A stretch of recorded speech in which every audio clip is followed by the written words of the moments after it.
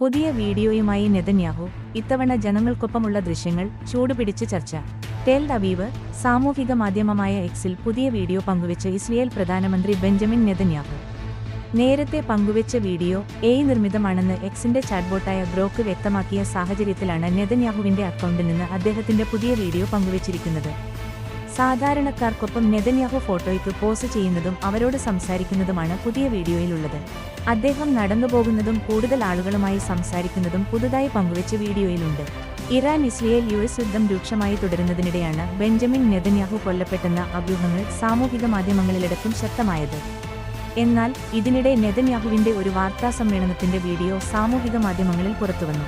പക്ഷേ ഈ വീഡിയോയിൽ നെതന്യാഹുവിന്റെ ഒരു കൈയിൽ 6 വിരലുകളുണ്ടായിരുന്നതായി ചിലർ ചൂണ്ടിക്കാണിച്ചിരുന്നു. ഈ വീഡിയോ AI നിർമ്മിതമാണെന്നായിരുന്നു സാമൂഹിക മാധ്യമങ്ങളിലെ അവകാശവാദം. ഇതോടെ നെതന്യാഹു കൊല്ലപ്പെട്ടെന്ന അഭ്യൂഹം വീണ്ടും ശക്തമായി. എന്നാൽ പിന്നാലെ മറ്റൊരു വീഡിയോ അദ്ദേഹത്തിന്റെ അക്കൗണ്ടിൽ നിന്ന് പങ്കുവച്ചു.